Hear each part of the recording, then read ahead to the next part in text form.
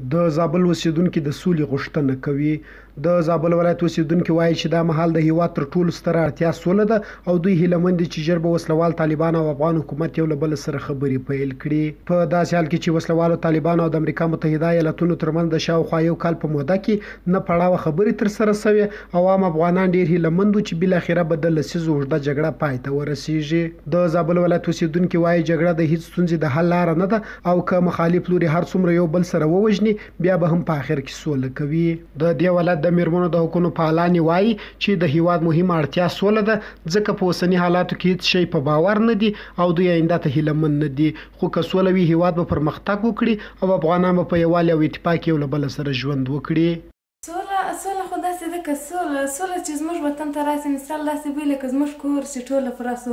اوس سوله نشته زموږ په هیواد کې، زموږ په ولایتو کې زموږ کور داسې دی لکه نیمګړی، یوه وطاق یې ولاړ دی او چار طرفه دیوالي نشته دی.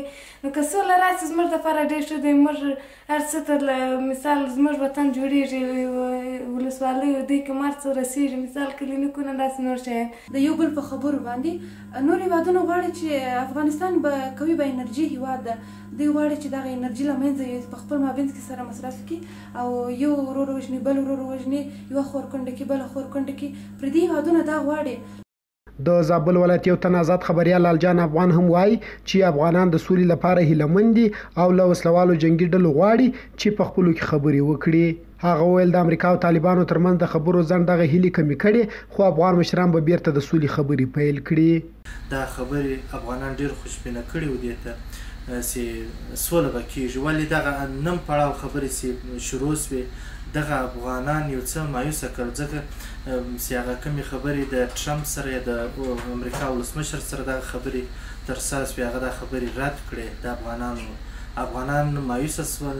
د زابل ولایت عام اوسیدونکي وایي دوی په اوس وخت کې تر هر شي ډیر سولې ته اړتیا لري او دا چې امریکا او طالبان په خپلو کې خبرې سره وکړي دا مفهوم لري چې ټول لوري د خبرو اترو پر اهمیت قانع دي.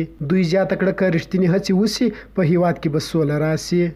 د سولې خبرې یو ښه پیل ده د روانې جګړې د ختمېدو لپاره. رښتیا امریکا او طالبانو ترمنځ کومې 9 پړاوه خبرې سوي وي یا اوس 10 پړاو پیل کیږي، دا د افغانانو لپاره یو هیله بخښونکی ګام ده چې بالاخره د جګړې 2 طرفونه سولې د خبرو لپاره له یو بل سره حاضر سوي دي.